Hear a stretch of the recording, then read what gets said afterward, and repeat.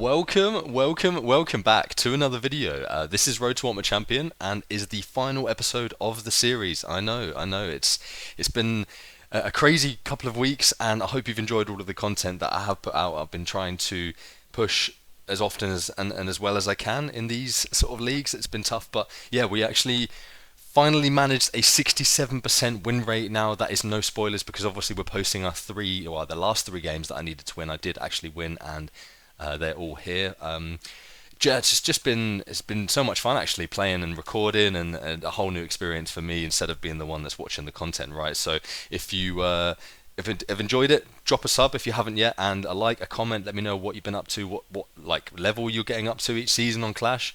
Give me a gauge of, like, I guess, my subscribers, my viewers, what kind of level you're at, because I know some people who watch who are playing a lot, especially, yeah, a couple of my boys at the moment. So yeah, back onto the gameplay. We are basically just teaching this guy a lesson that, like, I know personally I actually love three muskies, and we are going to be running three muskies in next season's deck, and obviously it's going to include the Boss Bandit, and you're probably thinking, how do you get the synergy of those cards? Well, you're just going to have to wait and see, aren't you? I'll be trying to do a couple of double uploads, but yeah, working a lot. I managed to join a new gym, and I am playing football with the guy who owns the gym and his lads. So yeah, we picked up a small injury last night, so I can't walk on one of my feet. But yeah, that's just life, right? Anyway, we managed to get a good bar barrel here to retarget the mini P.E.K.K.A. Unfortunately, our Evo P.E.K.K.A. doesn't stay alive, but we sneak in the barb ram just in behind the attack there. And at the moment, we're looking pretty even, and he's got a collector down on us, so we are worried a little bit. But we've got good cards to defend with now. Little tip for anyone watching there: drop your ghost in front of the miner, so then obviously then it tanks for the knight. But he's dropped a lot of elixir here, and I'm thinking he doesn't have too many tanks in his cycle here. But anyway, we go with the King Tower poison, obviously because we have to try and snipe the collector and the muskies, and the value on that poison was absolutely incredible. We are loving it now. We do have to go ahead and waste our Evo Barbram here, but we're going to kite it all across. Looks like we're defending pretty well, splitting the damage at the moment, and that's a good tip. When you're playing a deck like this, unfortunately, it's going to be hard to try and stop those muskies coming down both lanes, but yeah, just take whatever value you can and allow a bit of damage on one side. Like, for example, if he doesn't do too much on that left lane, I mean, it looks like he was trying to set up, and yeah, there we go. So he gets the knight in front. Ideally, I wouldn't have wanted to boss bandit that, but knowing that I have got the P.E.K.K.A. as safety and that can just wipe everything out, we love that value anyway. And this is just one of the reasons. Again, if you watched last video, you'll understand this is why we have been having a few technical issues. As soon as you try and do too much on OBS on a small laptop, then it disagrees with you. But either way, yeah, shout out to James there on the Snapchat. He'll be watching this all the way through, and hopefully joining me for some games here on the channel, because that was the original reason why we started this channel. And unfortunately, I'm just other side of the world, and he works long shifts, so it's going to be a hard one to line up. But we will get that out to you, and it's going to be the best content on the channel for sure. Yeah, you guys are definitely going to enjoy that one.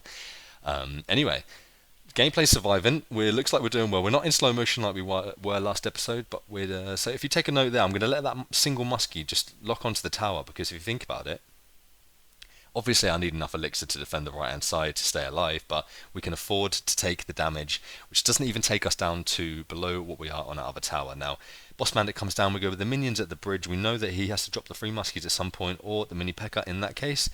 Would have been nice to get another dash down there, but I don't know, I feel like if I can get a P.E.K.K.A. to tank at the bridge, which luckily it does, then the Barbram should be able to do its normal work. And you've seen me do this 100 times, right? But he does manage to defend it. He gets the Skellies down, he gets the Zap down, or the E-Spirit, and it's looking good for him. But I'm still laughing away. I'm still having a good time because I know I can defend this. The Barb Barrel and the E-Wiz, it cleans up the mini P.E.K.K.A. perfectly there, and the Evo Knight's just going to be sitting in behind and tanking for no reason. But we go with another P.E.K.K.A. at the bridge, which is going to get him to, yeah, that's not looking good for him. The Royal Ghost was on the three muskies there, and the poison's just going to continue to finish them off. We're looking to try and get a decent counter attack here, or at least some kind of overcommitment from him, and it looks like we can. The Royal Ghost slap comes down, and the mini P.E.K.K.A. doesn't register onto the Barbram, and that's how we win our game number 1 out of 3. Now, if you have made it this far into the video, because genuinely most people leave after 2 minutes, that is no joke. I have looked at the analytics, so drop a sub, drop a like, drop a comment. You know the beans. drop it all down there, and yeah, I don't know what's going on here with my editing, but we're just gonna sit here and watch me struggle through trying to turn my D&D off, obviously, as per usual. Anyway, we're going to go back into a battle log. You're going to see those last 3 games there are the ones that I won to make it to Ultimate Champion. And yeah, straight into the next game against Julio. We are going to be up against a nice Royal Recruits Flying Machine deck that is one of the popular ones in the meta, especially this season. If you just watch CRL, you'd see that I'm not even sure this guy has like Zappies in this deck, but I would say for the E-Spirit, you're always going to be wanting to run Zappies, and that's purely because of the flying machine value.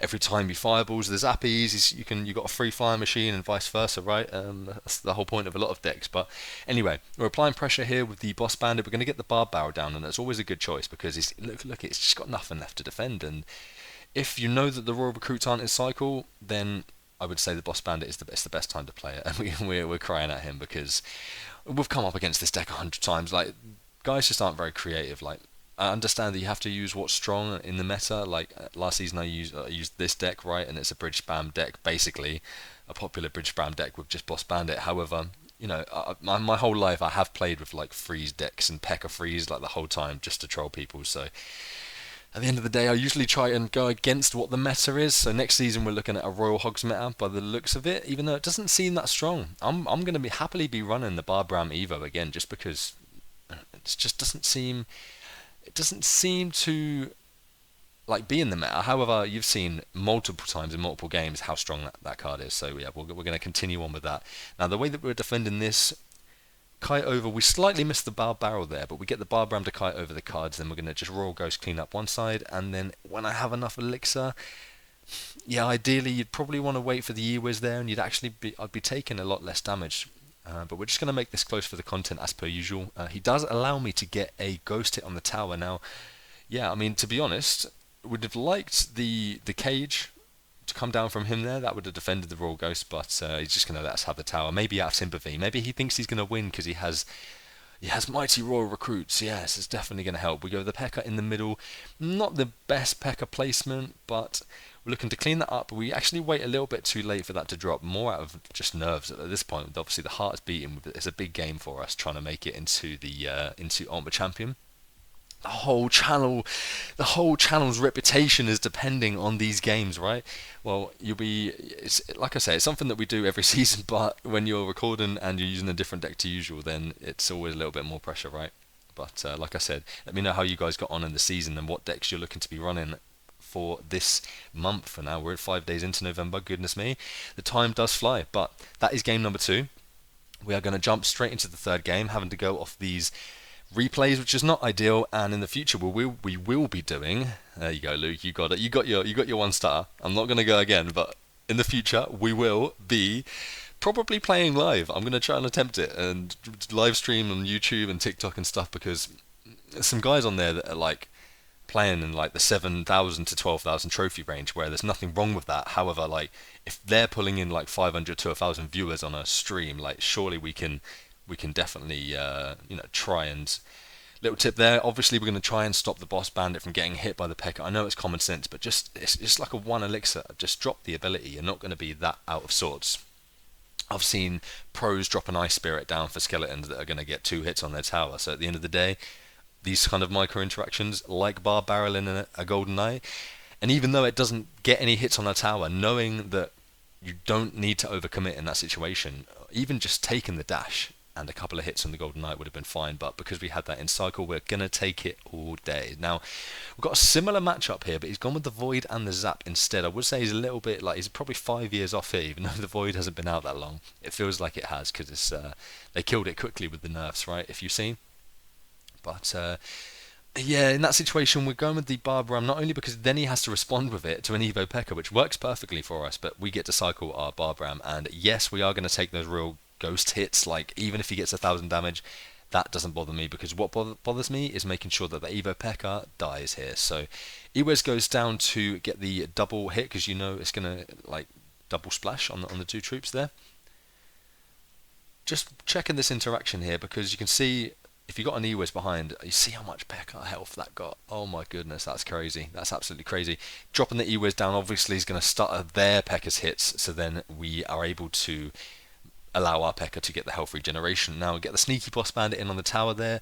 I don't know if he just wasn't paying attention. I'm pretty sure from what I just saw there, he had enough elixir to defend that, but he doesn't get the golden knight down in time apparently, and that's going to look like GG. At this point I am celebrating because I can drop the poison down there, say thank you. We're not looking too good, but like if you can kite that across successfully, gives you a little bit more time. I'm not going to go with the P.E.K.K.A to defend here. We're just going to go with a Ghost and an Ewiz and make sure we have enough elixir to clear up the other side, because the bar barrel coming down on there. We missed the Ewiz, which is not ideal, and we're looking in a little bit of trouble here. Drop the boss bandit, more out of just panic. At this point I'm panicking, I'm going to lose my job, literally. YouTube's on the line. It's the last game of the series, and boss bandit does well allowing us, or not allowing him to 3 crown us, but he's going to go with the safety P.E.K.K.A behind his tower on the right there. Now I'm thinking I might as well just go for his 3 crown, because whatever happens here, can he defend it, I guess is the question. Poison comes down on the Ghost, and that wipes that out. Obviously we did it for the Ewiz, but it takes a little bit longer to drop there. We're going to work out actually, or figure out that we're going to need to defend that Evo P.E.K.K.A, otherwise we're going to be in a lot of trouble, because he's throwing everything at our attack. So we might as well defend it with, we're just cleaning up with a lot less elixir. That means, in theory, okay, he's just dropped a P.E.K.K.A at the bridge. That should be game, right? There's no way he's defending. No, okay, he's gone and thrown the game away, but we will take those. Thank you so much for watching, guys. Please like, please drop a comment and subscribe, and if you made it this far, then you're a legend. Shout out to James, big up.